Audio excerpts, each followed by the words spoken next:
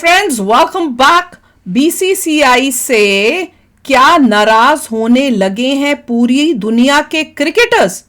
हैं बीसीसीआई से पूरी दुनिया के क्रिकेटर्स। भैया पूरी दुनिया में माइनस इंडियन क्रिकेटर्स होगा, क्योंकि अपने तो नहीं होने वाले। इनको तकलीफ हो रही होगी, खासकर अब जब इंडिया जीतता है। मुझे तो ये लग रहा है, मुझे भी लग रहा है बीसीसीआई के जो नाराज हो रहे हैं अदर देन इंडिया। हाँ, अदर देन इंडिया का कोई क्रिकेटर नहीं नाराज हो रहा, बाकी सब दुनिया के क्रिकेटर्स हो रहे होंगे, क्योंकि उनको एक तो उनको जेलसी होनी है कि भैया इतना स्ट्रांग बोर्ड बन गया, सबसे अमीर बोर्ड, सबसे स्ट्रांग बोर्ड, कि ये तो आईसीसी का भी जो है ना उससे भी तगड़ा है। तो उनको इस बात की तकलीफ हो रही होगी।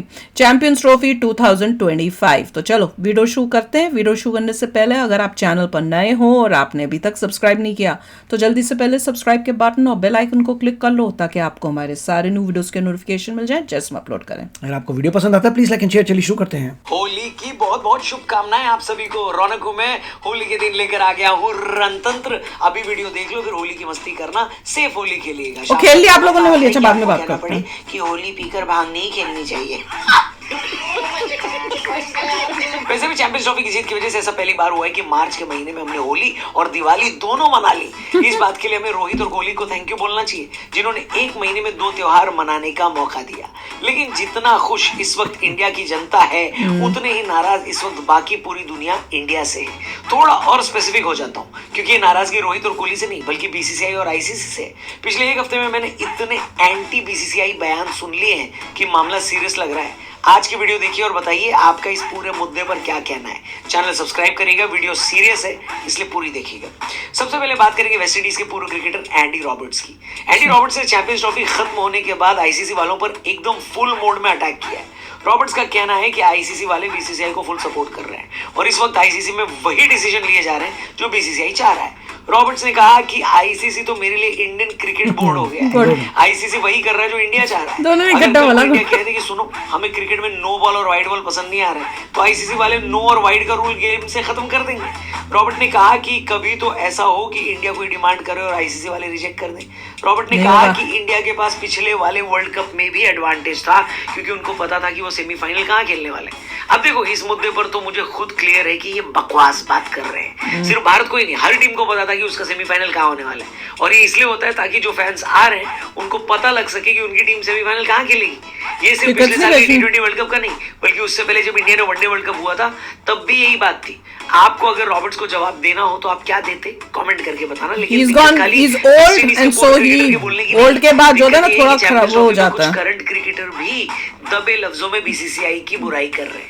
ये दोनों क्रिकेटर साउथ अफ्रीका के हैं। पहले तो अफ्रीका के ओपनर रेयान रिकल्टन ने बाकायदा आईसीसी के इंटरव्यू में बोल दिया कि इंडिया के पास एडवांटेज तो है, एक ही जगह रुककर खेलने का एडवांटेज तो है। तुम भी रुक लेते। हम आपको बता दें कि चैंपियंस ट्रॉफी में खेल रहे किसी भी क्रिकेटर ने ऐसा नहीं कहा। भले नासिर हुसैन से लेकर पैट कमिंस ने इस तरह की बातें करी हो, लेकिन ट्रॉफी में खेलने गए किसी क्रिकेटर ने खुल के नहीं बोला कि इंडिया के पास एडवांटेज है। यहाँ तक कि पाकिस्तानी खिलाड़ियों ने भी ये नहीं बोला। इसके साथ साउथ अफ्रीका के डेविड मिलर ने भी शेड्यूल पर आपत्ति जताई और कहा कि हम दुबई शाम को 4 बजे पहुंचे थे और फिर जब पता चला कि हमारा सेमीफाइनल पाकिस्तान में खेला जाना है तो हम अगले दिन सुबह 7 बजे निकल गए। यानी एक तरीके से डेविड मिलर भी इंडिया को ब्लेम कर रहे हैं कि जब इंडिया पाकिस्तान में खेलने को राजी हो गई होती तो फिर साउथ अफ्रीका को इतनी परेशानी न हो। इसी तरह उंगली जय शाह के बिहेवियर पर भी उठ रही है। पिछले साल जय शाह दिसंबर के महीने में आईसीसी के बने थे चेयरमैन, लेकिन सोशल मीडिया के हिसाब से उनको कोई बताना भूल गया कि वो आईसीसी चीफ बन गए। कई लोगों को, जिसमें कई सारे भारतीय भी शामिल हैं, उनको इस बात से दिक्कत है कि आखिर टीम इंडिया की जीत के बाद जय शाह ऐसे क्यों बिहेव कर रहे हैं जैसे वो अभी भी बीसीसीआई में।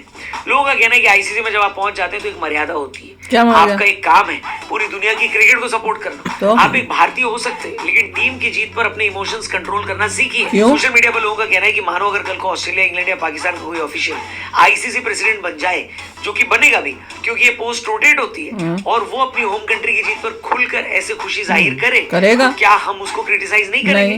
कुछ वक्त पहले द रौनक पॉडकास्ट पे हमने अंपायर अनिल चौधरी जी से बात की थी, आप थोड़ी तो बायस्ड होंगे जब इंडिया के लिए अंपायरिंग कर रहे होते होंगे। बार बार पूछने पर भी उन्होंने यही जवाब दिया कि ऑफिशियल का काम नहीं, वो अलग बात है, गेम की तरफ होता है, वो अलग है। अब आप मेरे को कमेंट करके बताइए आपका इस मुद्दे पर क्या कहना है। बहुत कुछ क्या आपको लगता है कि बेटा कम से कम मोटा भाई को प्रिटेंड ही कर लेना चाहिए था अपनी डेजिग्नेशन को ध्यान में रखते हुए, या फिर इमोशन है बाहर आ ही जाते हैं? जो भी आपको लगे कमेंट करके बताना। हमें ये भी बताना कि क्या आपको भी पिछले कुछ दिनों की मीडिया रिपोर्ट्स के बाद ये लग रहा है कि दुनिया भर के क्रिकेट बोर्ड्स और उनके खिलाड़ी इस वक्त बीसीसीआई से नाराज हैं? पूरा कमेंट बॉक्स में पढ़ूंगा होली खेलने के बाद, एकदम फ्री हो। आप बस चैनल सब्सक्राइब करके जाना और फेसबुक पे देख रहे हो तो पेज को लाइक करना। थैंक यू फॉर वॉचिंग, कल मिलते हैं, तब तक के लिए होली की ढेरों शुभकामनाएं, बाय बाय। अच्छा, पहले इस टॉपिक से बात करने से पहले भैया ये बताओ होली कैसी मनाई, कमेंट सेक्शन में लिखना। क्या क्या किया, किसी के मुंह पे वो परमानेंट वाले रंग लगते हैं तो बताना, लगाया कि नहीं लगा, और उतरे रंग की नहीं कि अभी भी मुंह पे रंग भर लगे हुए हैं। और दूसरी मजे की बात यहाँ बताती हूँ कि यहाँ पे होली मनाने की टिकट, पता है शुरू में उन्होंने कहा था टिकट अगर आपने होली मनानी है तो $20 का पर पर्सन की टिकट होगी, अंदर सिर्फ कोलोराडो में, हमारे कोलोराडो जहां हम पहले थे वहां पर जहां हम मनाया करते थे। सुनने में पता चला मुझे कि वहां पर $20 की टिकट थी एंट्री फी पर पर्सन, जिसको कहा कि अगर गेट पे आओगे तो पता नहीं $30 या $40 हो जाएगी, डबल हो जाएगी। जब लोग गेट पे गए वहां पे ड्राइव करके, लोग बड़ी दूर दूर से आते हैं क्योंकि वहां इतने पास थोड़ी को, तो सब अलग अलग जगह से आते हैं, तो कई होते हैं वो भैया नहीं लेते क्योंकि पता नहीं होता कि जाएंगे नहीं जाएंगे, कोई बीमार हो जाए कुछ हो जाए, हम भी पहले नहीं लेते। तो जो वहां पे गेट पे गए तो बड़ी लंबी लाइन थी, और उन्होंने वहां पे जब उनकी टर्न आई तो पता चल रहा है कि टिकट बेच रहे हैं $2080 के आसपास। 75 को क्या बोलते हैं, 2000 के 275 को हिंदी में क्या बोलते हैं, 275। ओके, तो 275 जो है डॉलर की एक बंदे की टिकट। बताओ, खाली उसमें कुछ भी नहीं है कि अंदर जाना है, वहां पे उन्होंने एक स्टेज बनाया हुआ है और जिसमें वो अपना वही डीजे टाइप का कोई सिस्टम ऑन कर देंगे जिसमें गाने होंगे और कोई ग्रुप्स जैसे होते हैं डांस ग्रुप्स वहां पे डांस करेंगे। उसके लिए इन्होंने इतने पैसे की टिकट कर दी थी। देखिए प्रॉब्लम ये नहीं ये हो रहा है यहाँ। जो भी किया था ये जो है टेम्पल के अंदर नहीं कर सकते। हाँ, और ये टेम्पल में कर रहे हैं, ये टेम्पल में हो रहा है। आप नॉर्मली कहीं बाहर करें इट्स ओके, आपका प्राइवेट है, अपनी जगह ली, मंदिर में ये काम शुरू हो गया, जबकि ये पहले फ्री हुआ करता था। टेम्पल के अंदर आप पैसा लेके फिर वो फॉर प्रॉफिट हो जाता है, जबकि टेम्पल एक नॉन प्रॉफिट, मतलब इतनी उन्होंने वो कर दी। और कह रहे हैं कि वहां पे हर चीज, मतलब रंग भी आपको पैसों से मिल रहे, रंग भी पता नहीं $15 के इतने छोटे छोटे पैकेज दे रहे हैं, और साथ में पानी की बोतलें भी उन्होंने $20 या $15 की पानी की बोतलें कर दी। मतलब उन्होंने पूरा वो धंधा सा बना लिया था। तो एनीवे ये यहाँ पे ये चल रहा है, तो लोग बहुत थू कर रहे हैं कि क्या कर रहे हो, इंडिया का नाम बदनाम कर रहे हो क्या इस तरह से ये सिस्टम करके, ये तो वही तुमने कर दिया काम अपना। तो एनीवे उसको अब छोड़ते हैं, अब यहाँ आते हैं। अब ये जो बोल रहे हैं कि जो भी रो रहे हैं उनको रोने दो, क्योंकि ये रोना इसलिए है क्योंकि इंडिया जीत गया। अगर इंडिया नहीं जीता तो ये सब चुप बैठे होते, किसी को कोई प्रॉब्लम नहीं होती कि इंडिया खाली दुबई में था, एडवांटेज था, वो कोई बात नहीं होनी थी। ये सिर्फ बातें इसलिए हो रही है क्योंकि इंडिया जीत गया। उनको और ये था कि आईसीसी का बंदा खुश क्यों हो रहा है इंडिया की जीत। हाँ, दूसरी ये बात कि भाई क्यों नहीं होगा, अगर उसने गेम में तो कुछ नहीं किया, पर अगर उसकी कंट्री जीती है तो जब वो जाके अवार्ड देगा तो वो खुश होकर अवार्ड नहीं देगा क्या, रोते हुए अवार्ड दे? पागल हो गए हो? तो और साथ में खासकर जब उसका पर्सनली वो सबको जानता है, वो बीसीसीआई का भी बना हुआ है हेड, उसके बाद यहाँ आया है, तो वो क्यों नहीं करेगा? और हर एक कंट्री का बंदा खुश होएगा ही होगा। ये साउथ अफ्रीका ने बोला है, साउथ अफ्रीका में कुछ अजीब सी चीजें मुझको नजर आ रही है, आई डोंट नो क्या चेंज आया है इतने सालों में। उन्होंने इजराइल को लॉ सूट कर दिया था इंटरनेशनल कोर्ट में। मतलब बहुत ही कुछ अजीब सा लग रहा है मुझे साउथ अफ्रीका। वो भी पागल हो रहे हैं कि साउथ अफ्रीका ने इजराइल पे लॉ सूट कर दिया इंटरनेशनल कोर्ट में। शर्म ही नहीं आ रही, वही ना, वो भी जा रहे हैं डूबने की साउथ अफ्रीका कई ऐसी जगहों पे आ रहा है जिसका नाम जैसे अजीब लगता है, क्या कर रहे हो यार तुम यहाँ पे? उसमें भी पंगे हो रहे हैं, something is going on in south Africa. वहां पे भी लोगों के दिमाग खराब किए जा रहे हैं, ऐसे लग रहा है। पर एनीवे इंस्टेड अफ्रीका में नाइजीरिया उनसे आगे तेज बढ़ रहा है। नहीं, जो भी ऐसे पागलों के बातें करेंगे वो तो डूबेंगे।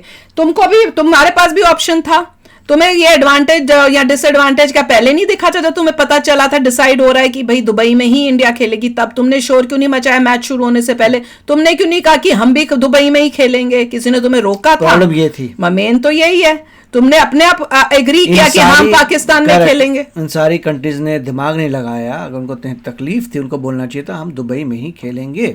एग्जैक्टली। या अगर वहां पे प्रॉब्लम थी तो 3 आप जगहें थी आपकी, आप वहां पे खेल सकते थे। बिल्कुल। अब उसके बाद तुम अब रो रहे हो। यूए में 3 लोकेशन पकड़ी है, बोलिए 1 लोकेशन नहीं होगी यूए में, 3 लोकेशन होगी। वो बोल देते। तब तो वही कह रही हूँ ना, जब सब डिसाइड हो गया, गेमें खत्म हो गई, जब तुम हारने लग गए, तब तुम्हें याद आ रहा है, फिर तो कोई तुम्हारा रीजन भी नहीं बनता, कोई वैलिड ही नहीं है रीजन ये सब। तो मैं मेरे सामने इनको बिठाऊं, मैं इनका बाजा बजा दूंगी रीजनिंग से। ये आगे से रोएंगे नहीं, उनकी बेइज्जती होएगी कि भैया हमारी तो यहाँ बेइज्जती हो रही है, जिस तरह से हम अब बोल रहे हैं कि एडवांटेज था इंडिया को, और जय शाह क्यों खुश हुआ, क्योंकि उसको तो न्यूट्रल होके बैठना चाहिए था, फलाना ठमकाना। मेरे सामने ले आओ एक एक को, उसका ऐसा बजाऊंगी मैं। तो चलो यार, अभी शगन अपने थॉट्स चलते हैं, मिलेंगे नेक्स्ट वीडियो में बहुत ही जल्द। Till then take care and bye bye. तो अगर आप मेरे इस चैनल पे नए हो तो जल्दी से सब्सक्राइब के बटन को हिट करो और बेल आइकन को क्लिक करो, ताकि आपको मेरा जब नया वीडियो मैं लगाऊं, आपको उसके बारे में जल्दी से पता चल जाए।